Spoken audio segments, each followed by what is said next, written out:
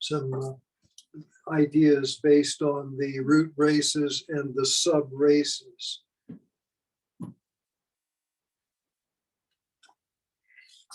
I was always mystified by Adolf Hitler. Should we turn that light off, do you think? Not really. Tracy, let's try it and see. Is that any better? That's great. For everyone? As a little boy, I was mystified by Hitler and the Nazis and trying to figure out how he could possibly have gotten those people, the German people, behind him in the way that he did. I had remembrances of a previous life when I was 3 and 4 years old of being killed in World War II. I could remember dying on a battlefield somewhere, probably in northern Italy. And as a young boy, of course, when I was born, was shortly after World War II, a couple of years after. And kids used to play war games, and everybody had guns where I grew up, and so it was common to play World War I and World War II kind of games with my little friends, cap guns and some leftover army gear that some of the kids' fathers had, and it was a part of my life at a very early age. We'll have to turn our phones off tonight for the meeting. And so I was captivated by Hitler and never really was able to understand it until around 1971. And I think there's something in here.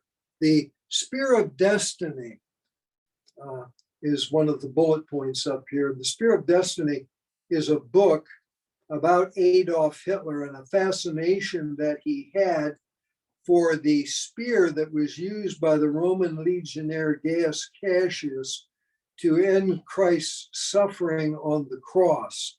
And this spear was believed by the Germanic people to be the spear of destiny, and that whoever owned that spear, which is in the Habsburg Museum, could rule the world.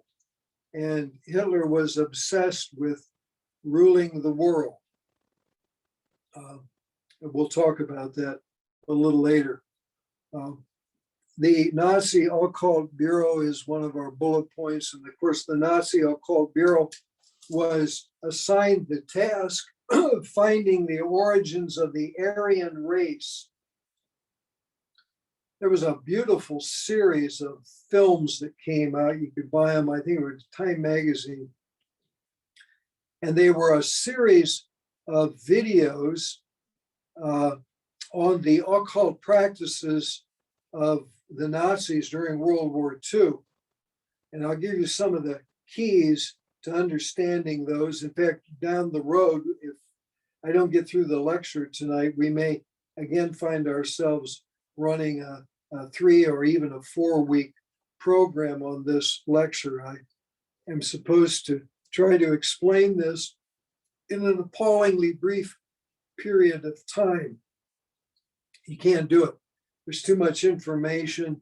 There's new stuff that the historians don't know anything about because it involves occultism and the esoteric. It involves some of the teachings of theosophy as it applies to the root races, the 5th root race, which is the Aryan race. And if you listen to Hitler's speeches, they don't make any sense to you unless you have a background knowledge of theosophy and the occult. And what he's talking about is the root races. And I'll explain during the course of this lecture what the real significance of his obsession with the Aryan race was really all about. And that's a large part of the new outpouring of teachings that we're going to be exploring here at my classroom in my home here in Rochester Hills, Michigan. Rudolf Steiner was an integral part of this story that I'm going to tell by virtue of the fact that Steiner, it was said, was the person of all of the people in the world that Hitler hated the most. And he hated most people. He hated Rudolf Steiner the most. Steiner was, no doubt in my mind, the highest initiate in Europe at that time.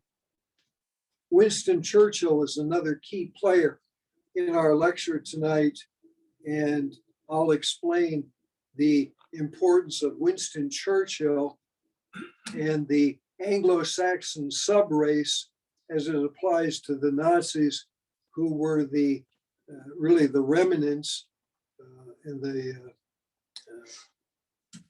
members of the Teutonic race. Hitler used to have these fantastic parades of Teutonic knights. It was a big part of the Nazi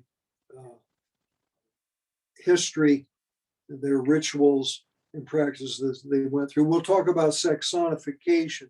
Not too many people know what that is. Leadbeater talked about it. I see it happening all over the world. I'll explain some details of that. The new Renaissance, which was promised by our spiritual hierarchy of the planet, is said to take place sometime during 2025. I believe that the chaos that we're experiencing in the world is the precursor or the birthing of the new Renaissance period, where the fourth ray, which is coming in very powerfully, I see it on the news every day. One of the two clues that I can give you about the incoming fourth ray, maybe three clues, are Alice Bailey said 90 years ago that when the fourth ray came into prominence, blue flowers would begin to disappear all across the planet. One of the things that the fourth ray will do, which is the ray of art and harmony through conflict, is that the fourth ray will bring about city-state government. It's already happening here in America. You'll see it in Europe, where they'll go back to the city-state government rule that they had in the 1500s, where municipalities were their own governments. Florence, Venice, Rome, and in other countries in Europe. Very important thing to talk about. But one of the things that I see happening on the news that tells me that the fourth ray, in fact, is coming into prominence is the fact that city-state government is a reality brought about through the fourth ray. The states are arguing with Biden and Washington, D.C. over control for the decision-making in their own states. That's fourth ray. They're fighting for prominence over Washington, D.C. The only way that the swamp in Washington will ever be drained is through decentralized government, meaning giving power, more control back to the states, which was always the issue when the United States was formed. And the fathers of the Declaration of Independence knew that. They were Masons, and many of them were schooled in the wisdom teachings. And the issue for them was always states' rights versus federal rights. It's brought itself up again, as it should, because Pluto has made its second turn in the horoscope of the United States of America. We may also give a lecture in the future on the horoscope of the United States of America.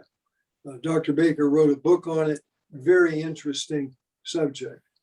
The final bullet is the atomic bomb and the significance and the symbolism behind the atom bomb, and some teachings that, again, are new in what the plan of the spiritual hierarchy was trying to do with the atom bomb. I hope I can remember all these. So we may have to come back to this slide.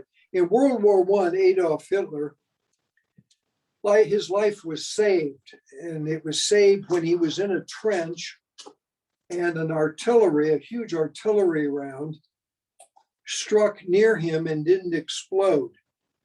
And Hitler said that it was divine providence. Julia, can you hand me my pointer? Yeah. Thank you. Hitler said that it was divine providence and that he knew that his life had been saved. My life was saved in Vietnam by a voice that spoke to me on the darkest night of my life, where the sky was so black, cloudy, no stars, no moon, that I couldn't see my hand in front of my face. And I had been in the platoon bunker, and I was trying to get over to my bunker. And it was a hot, rainy, monsoon night, miserable, humidity and temperature was ungodly. And I decided I wasn't going to sleep in the bunker that night, but rather I would sleep on the roof of the bunker, on the top of the bunker. The bunker was probably about 8 feet square, I would imagine, be a good guess. And as I began to lift myself up to climb up on the roof of the bunker, because I knew it was going to be cooler towards morning there. And I didn't want to sleep in a bunker with a bunch of stinky GIs that hadn't had a bath in 100 days or more. So I went to climb up on the roof, and as I did, I heard a voice. True story. God knows that I am telling the truth. I heard a voice, and the voice came from the sky above my head, probably in the region about where those lights are in this room, a little higher up than that, maybe the ceiling. It was a voice that was neither male nor female. You couldn't distinguish. And the voice very simply said to me out of the sky on the night of the spring solstice, March, whatever it was, 20th or 21st that year, 1969. And the voice said, Zimmerman, don't do that. In a voice, it was neither male nor female. It was just a voice.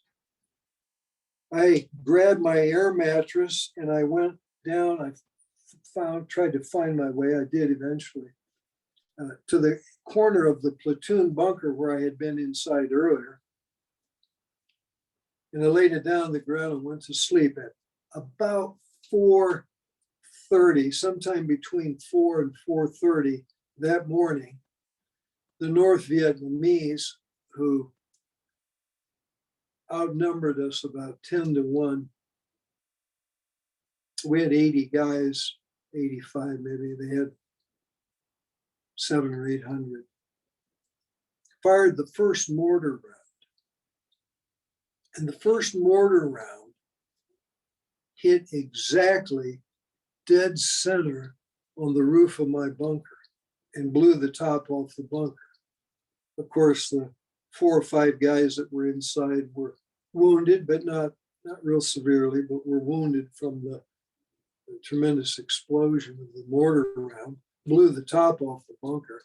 There was a central beam that was hammered down into the ground from the tremendous force, probably a foot deeper than it was. And that was the beginning of the spring solstice in 1969 for me in Vietnam. But my life was saved. And I realized years later why it was saved, because I had something that I had to do in life. And what I had to do in life was to give out these teachings that we're doing here. Hitler had something he had to do too. He didn't know exactly what it was, but he figured it out down the road.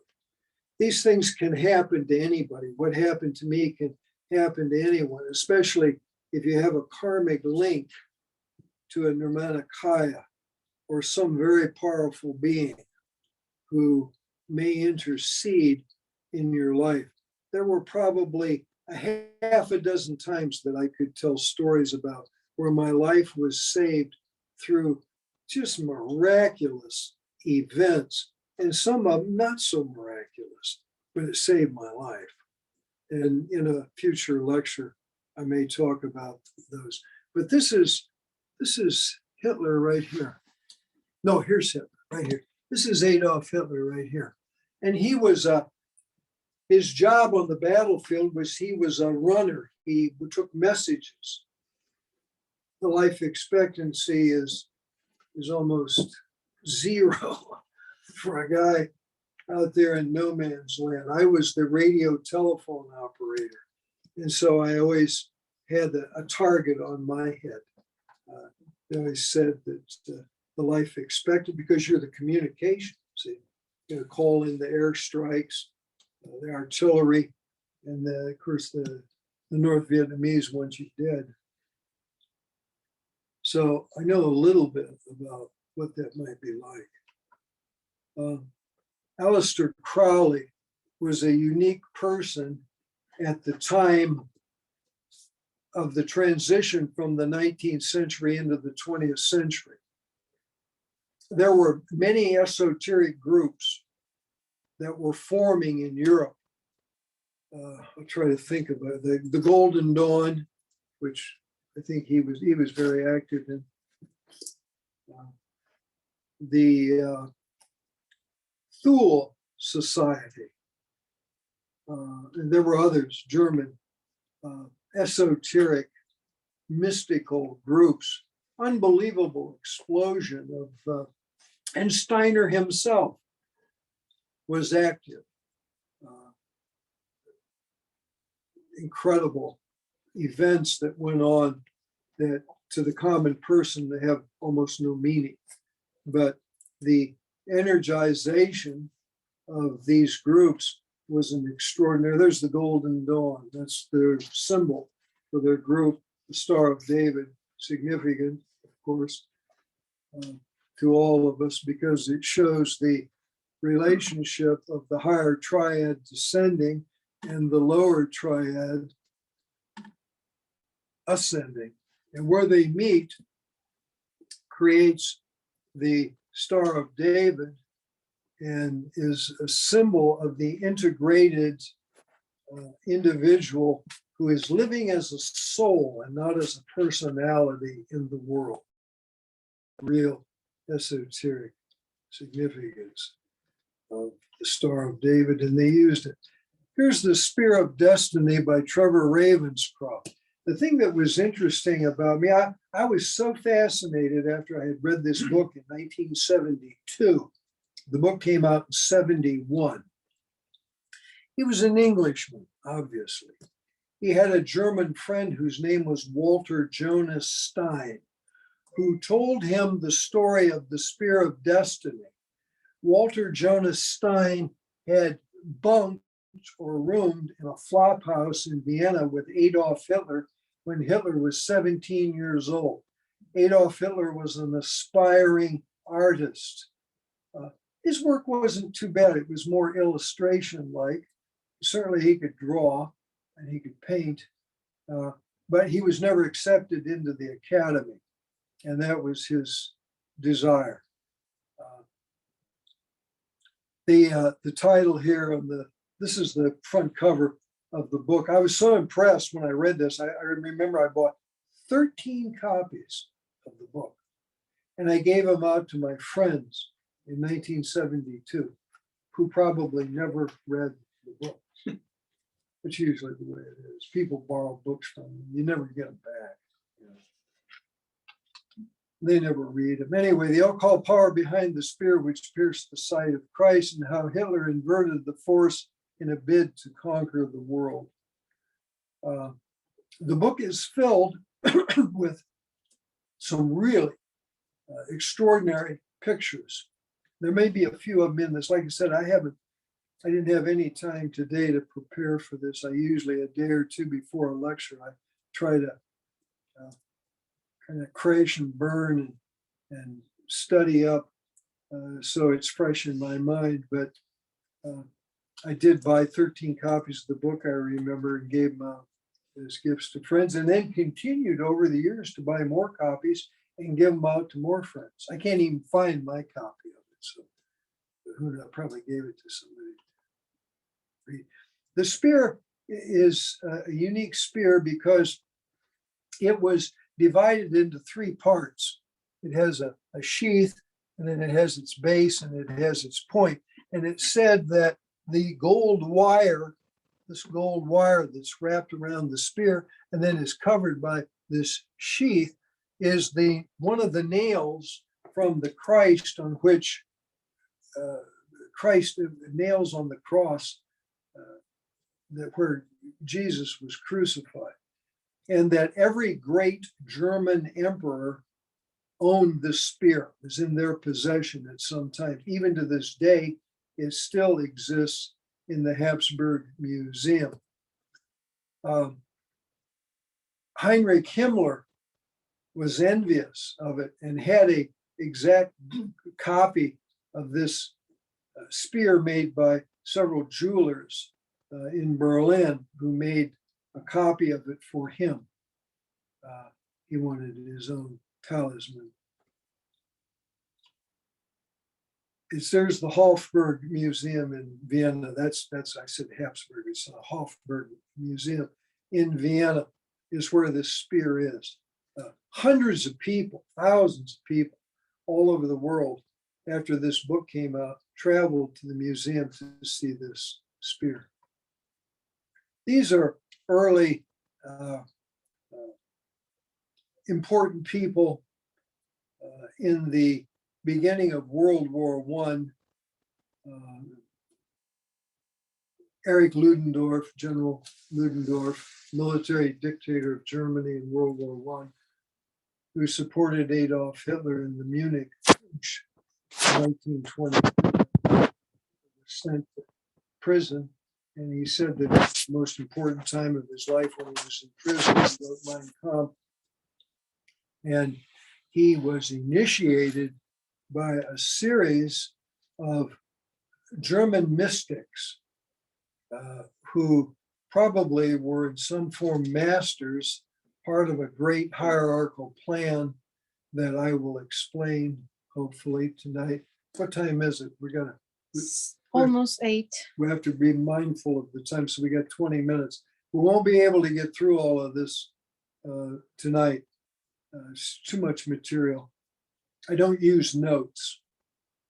I'm able to assimilate the lecture and give it out through pictures. The pictures, the old adage, a picture is worth 1,000 words, is absolutely true in my life. Anyway, Houston Stewart Chamberlain, the Englishman who won the Iron Cross and later proclaimed Hitler as the German Messiah. We all know the story of Hitler in World War II and the crucifixion and the decimation of the Jewish people. What we don't know, and what I used to when I was a little boy growing up in Indiana, because my family was Jewish, they were German Jews, was that in World War I, the Kaiser had confiscated from my family to finance the German war machine what was then estimated. My grandfather and my dad used to talk about it. It sit on a screen, big screened in front porch in our cottage there at Lake Wallasee, Indiana, Northeast Indiana. $80 million estate stolen by Kaiser Wilhelm and Ludendorff to finance the German war machine. So the persecution of the Jews just didn't begin in World War II. It began in World War I. Alice Bailey said that in the future, 100 years or more from now, it won't be looked at as World War I and World War II. It'll just be seen as one war. I don't know if that's true or not, but I can tell you one thing I know. World War III is being fought right now in the world. And it's also what Alice Bailey said. It is a war that would be fought on the mental planes. It would be fought in the airwaves. It would be a war of psychology, a war of television, which didn't exist in Alice Bailey's day, computers and the internet.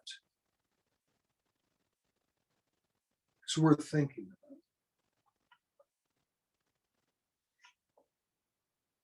So yeah, there's von Moltke and what's his name? Karl Haushofer. They were inspirational to Hitler, and it was von Moltke who was the reincarnation of one of the Roman generals, I believe, at the time of the crucifixion of Christ on the cross. But he was, most of these guys were initiates, probably some third degree equivalent, only on the dark side, not on the good side, whatever that means. Dieter Eckhart, he said that he claimed that he had opened Hitler's occult site. This happened. Eckhart used to come to the prison and visit Hitler after the Punch of 1923. There's Albert Haushofer and his father, who claimed to have unleashed the beast of the apocalypse on humanity. His father, this man, was instrumental in schooling Hitler, guiding Hitler. Both of these men were actually, this one and this one, in initiating Hitler into certain occult practices, which Hitler used. And I'll explain some of those either tonight or next week. One of the practices, I can give you a clue, was it's in the book, Spear of Destiny, was a form of agricultural chemistry that Himmler was aware of. He himself, his family, I think they were he was an agricultural chemist in the traditional sense. Rudolf Steiner was an agricultural chemist in the occult sense. Himmler's family made farming equipment, like Ford Motor Company made tractors, things like that. Himmler's family did that in Germany. Steiner was summoned to the estate of Lord Kingserling, whose estate was being overrun by rabbits. And he wanted to get rid of the rabbits. And so people in that area thought of Steiner as a wizard, and that he could do things that nobody else could do. He could perform magic. And so part of the magic trick that he used on Lord Kingserling's estate was he didn't want to kill the rabbits, but he had to kill one. They killed one male rabbit. And then they cut out the testicles of the rabbit and they burnt them and took the ashes and mixed them in, I believe it was distilled water. And he sprinkled it all around Kingserling's estate. And once he did that, the rabbits ran and left. They could smell, their olfactories are sensitive, could smell the burnt ashes of a cremated rabbit.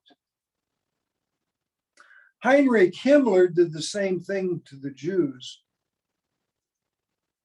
And it's historical fact that they took the ashes of many of the Jews who were cremated and spread them from airplanes. And the historians said, oh, it was a symbolic gesture. It was a symbolic gesture to get rid of the Jews. But it really was, they were employing a form of occult chemistry of the darkest kind.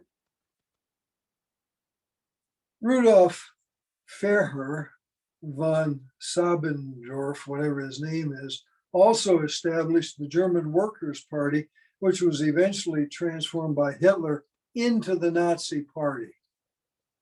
He had a large group of people, and he needed to get a group behind him, and it was through this group of the German Workers' Party that Hitler was able to build a foundation for the Nazi Party.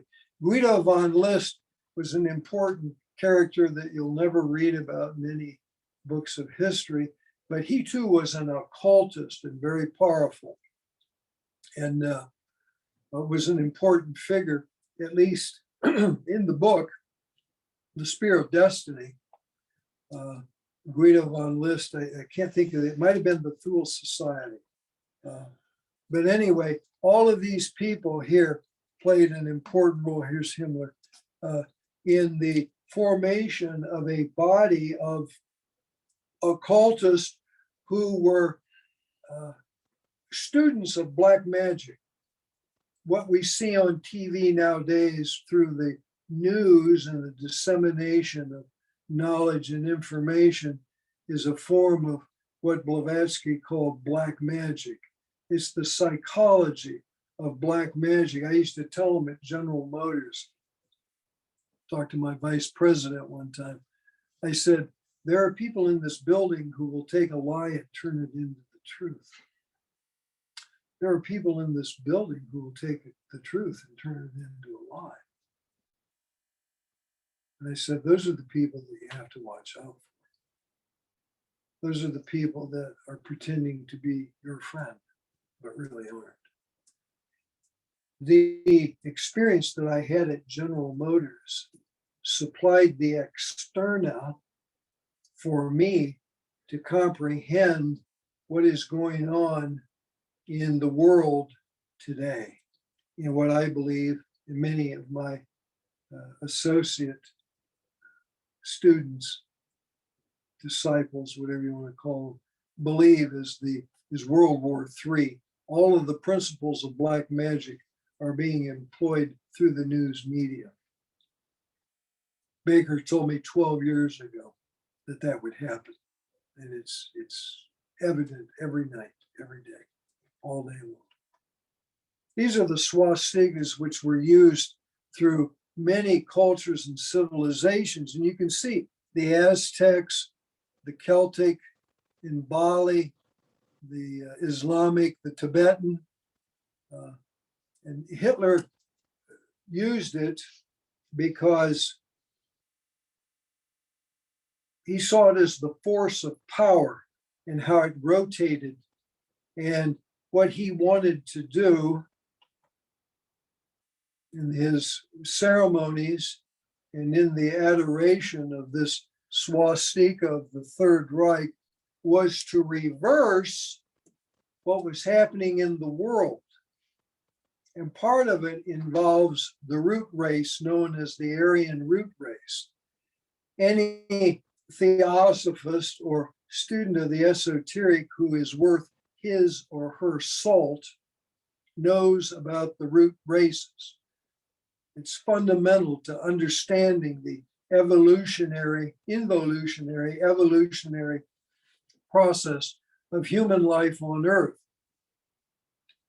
So Hitler himself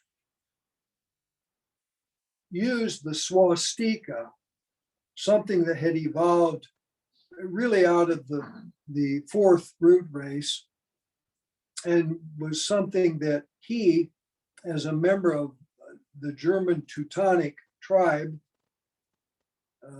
saw that he could use to his advantage. He had this racial idea about the Aryan race and his idea of it and the purity of the race, mostly blonde-haired and blue-eyed, and looked upon the Jewish people or any race, the Greeks, of course, the Africans, any race other than the blonde-haired, blue-eyed Aryan, which he himself was not a part of that. But he pushed the idea of the Aryan race. This is Himmler, and he's looking for rune markings in a quarry back in 1935. They traveled the world, went to Tibet, went to the Middle East, Palestine, Israel, India, all over, looking for the origins of the Aryan race. Now you have to remember that Adolf Hitler, he knew this stuff. He had a library of 16,000 books. And he was a vegetarian. He was a student of the occult. And what he was trying to do was this is one of the expeditions to Tibet, well documented.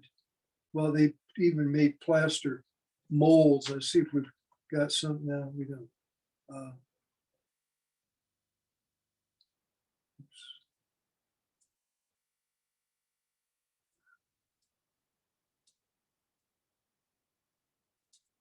This is well documented, the work that these people did. They never really were able to accomplish their task. It says here in the footnotes, 1938-39 German expedition to Tibet. German zoologist and SS officer, Ernest Schaefer. They did a lot. They uncovered a lot. Himmler, his ideas were misguided. They were all students of the occult and of the wisdom teachings, but it was all misdirected and doomed to fail. Many of the old-time theosophists used to say that Hitler had the support of the spiritual hierarchy of the planet. And I'll explain to you how and why that was.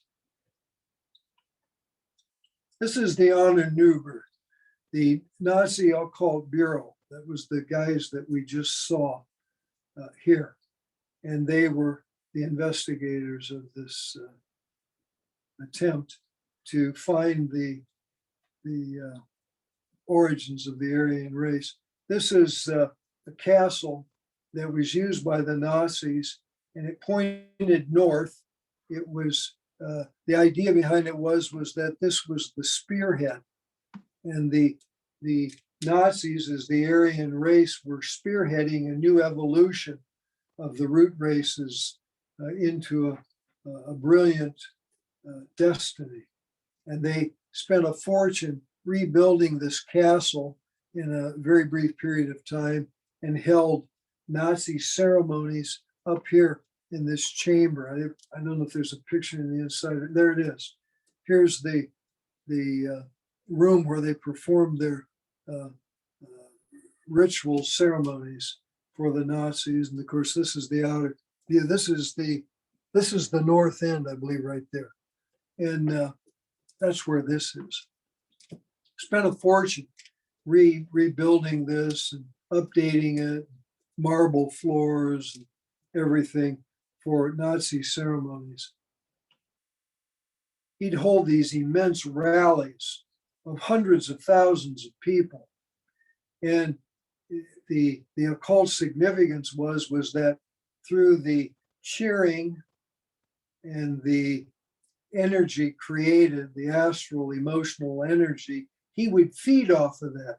And so would astral entities of the dark forces. The Romans did this in their arenas. They knew when they built their circular arenas that the cheering masses who were excited over the bloodlust of the gladiators, that in this circular vortex they were sitting in, like the Roman Colosseum, the screaming and yelling collided and then went up in the air where it was used by astral forces, both good and evil. Hitler did a similar thing. This is Rudolf Steiner, a very important person. After Blavatsky died, Steiner formed the Anthroposophical Society. He had been a devout theosophist, but then created his own group, which is prominent, evident, even here in the Detroit area. You see Steiner schools everywhere. He was an artist craftsman also, along with being a tremendous, I say, fifth degree initiate, no doubt in my mind about it. But he would do these beautiful carvings, and this is the victory of the Christ over evil in the world. Leadbeater, the great theosophical clairvoyant, said that the fifth root race was halfway through its life cycle, and that because of that, there would be tremendous destruction would come to the world, and primarily through the fifth root race. Leadbeater died before World War II began, but he saw it. He knew what was coming.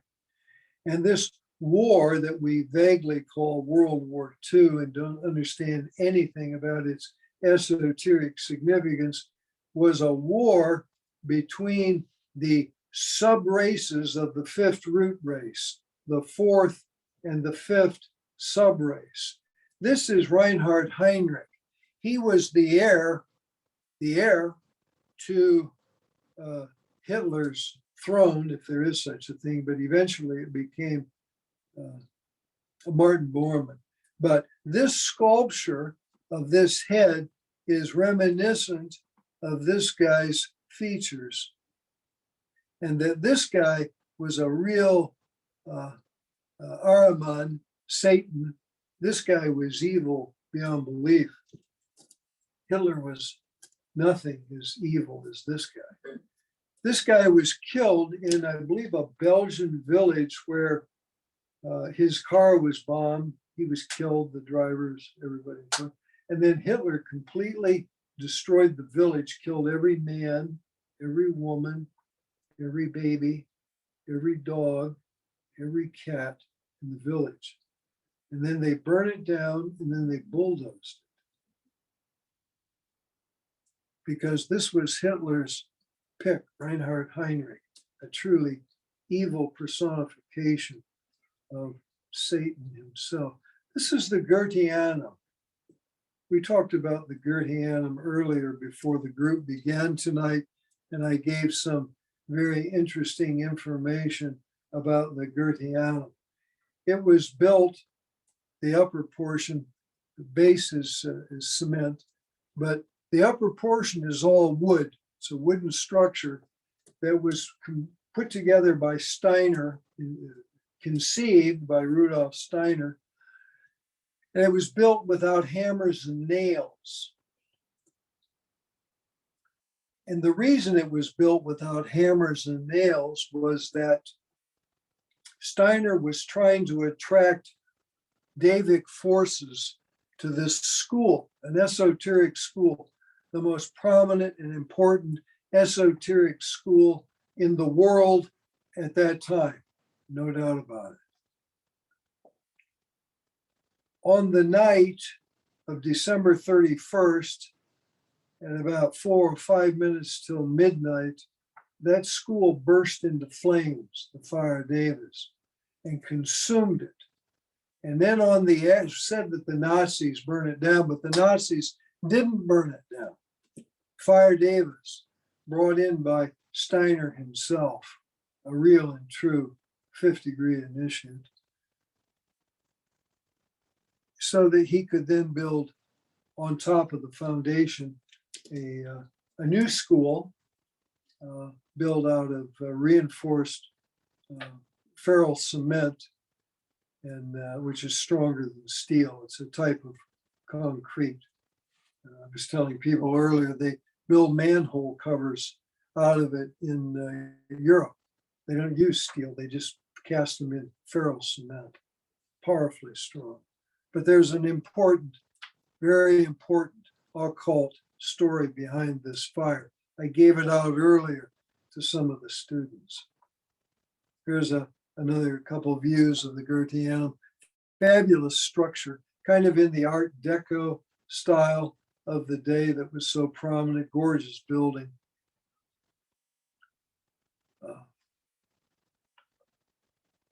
Winston Churchill is the counterpart to Hitler. The deep, what time is it? What time is it? 8:18. 8:18. We have about 2 minutes left. The deep esoteric secret, almost nobody in the world knows this, It was initiative knowledge that was given to me 12 years ago. Was that Adolf Hitler was the fourth subrace Manu. He was a subrace Manu. Winston Churchill, here as a little boy, became the fifth subrace Manu of the fifth root race. The war, Alice Bailey said when asked by her students, what is World War II about? World War II is about a war, she said, an intertribal war. She gave us a clue. And sometimes powerful teachers will give us clues, and then we have to use our esoteric knowledge and esoteric common sense to weave together the greater picture. He was the Manu of the fifth subrace, the Anglo-Saxon, and Hitler was the subrace Manu of the subrace before the Anglo-Saxons, the fourth, the Teutonic race. That is a powerful, powerful secret. Here's Winston Churchill, always a leader. He was a born leader all of his life. He had some bad things happen at Gallipoli, ruined his career, but he rose again. He was constantly rising, being destroyed, kicked out of Parliament. Kind of like the way I've been treated in my life. You get kicked out, you get back up again and keep going. This is a powerful image, and I am hoping that I have the painting that Churchill did of this event when he took Winston Churchill up into the bell tower of a church in Morocco overlooking the Atlas Mountains. What time is it now? 8:21. I think now we should ask questions. Okay, we should ask questions. So Yeah. if there's anybody that wants to ask questions, and then we'll pick up from, it's going to really get good next week, believe me. It was good this week. Mhm. But this is the deep secret of what was going on. Okay. Did Hitler lose the Spear of Destiny before the end of the war? Yeah, it's back in the museum, in the Hofburg Museum. Did he lose it before he committed suicide? Or they just, No, I think he had it, but no, he didn't. They had it. And it was General George Patton who found it, and he knew what it was. He knew what it was because Patton was Hannibal's brother and had reincarnated. And he knew the story of the Spear of Destiny. And he found it in a cave.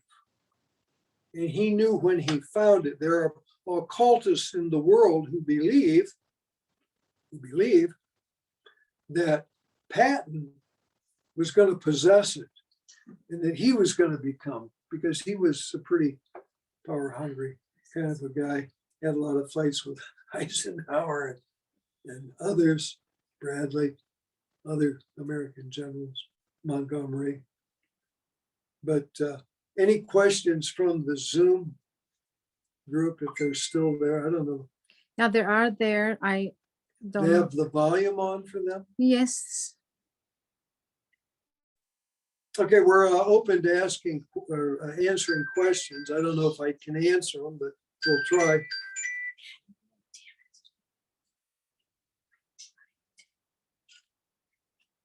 What do you got, Julie?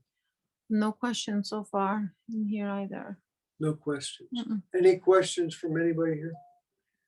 did the Germans, did they switch the direction of the swastika during the war? Or someone told me that, but I didn't believe them.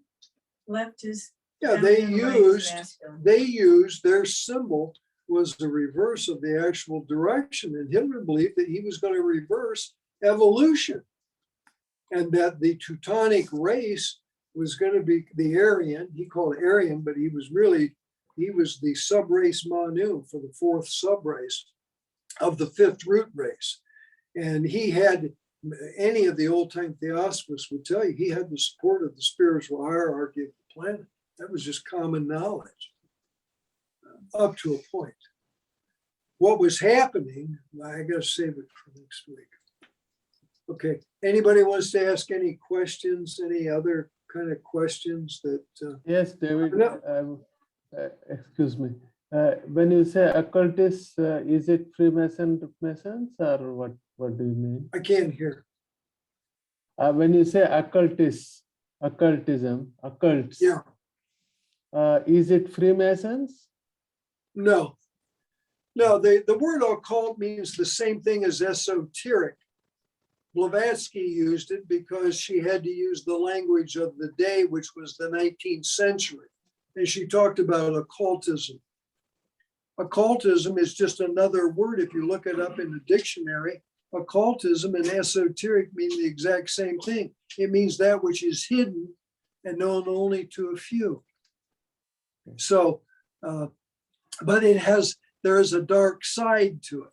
There is a side of light and a dark side, and Hitler was using these dark forces. It was said that he even had groups of Tibetan monks that were skilled in the black arts and that they were meditating. They found them at the end of World War II. They had all performed some type of Tibetan hara-kiri and had taken their lives. Thank you. Thank you. No, they weren't Masons, but they were occultists on the dark side. You know, there's involution. I always tell people, they talk about good and evil. I use the terms involutionary and evolutionary, and every theosophist should use those terms. Involutionary forces, evolutionary forces. I'm not sure how many, I'm just going to go through these slides real quick, or these images, to see. This is an incredible story behind this painting. We'll talk about it next week. Franklin Roosevelt, Joe Stalin, another subrace Manu, the subrace Manu for the third subrace of the fifth root race. The great invocation, a prayer that was given out. A lady who I know, who is a very, was the youngest student of Alice Bailey's, was there the night they gave out the great invocation. And she said after Alice Bailey gave out the great invocation, she ran up to Rose Comito, who I knew was a healer, absolutely a healer, and asked Rose what she had experienced during the prayer of the great invocation, which we use every Wednesday here at my home. We use the great invocation. This is an interesting story here about the skull of Hitler, because the thing that's amazing about it is that the elasticity of the cranial sutures is evident in his skull. It means that his brain was active and functional. He meditated, and he was able to maintain the elasticity of the cranial sutures. But yeah, we got some good, here's the Japanese, some more school book propaganda. We'll talk about the fourth root race, Holy Roman Emperor Maximilian, Elizabeth I, the Anglo-Saxon, Oliver Cromwell. So yeah, we got a lot of good stuff to, oops, keep doing that. We got a lot of good stuff to talk about next week. And so I'm gonna go back to whatever that slide was, right here. Next week's lecture will start here. This is where the Allies knew that they were going to win World War II. I'll give you a real little taste of this. Winston Churchill painted this picture of the Atlas Mountains. And one of the lines in the great invocation is, "May it seal the door where evil dwells." And Blavatsky says in The Secret Doctrine that evil dwells under the Atlas Mountains, that a group of the Atlantean root race, the fourth root race, are walled up and live under the Atlas Mountains, and that they periodically come out in astral form to bring great havoc into the world, and they were super active during World War II. And Winston Churchill symbolically took Franklin Roosevelt, had these burly guys, army guys, carry him up in his wheelchair into the bell tower, Okay, David, it's 8:30, so we don't want it to go too much Right. past this time. So Okay. please say goodbye to Yeah. everybody. Okay, I want to thank everybody on Zoom and everybody here for coming tonight. And we'll pick up next week on this fascinating subject that nobody on the planet is talking about. And we're going to talk about it here in Rochester Hills, Michigan. So thanks. Thanks. But you are.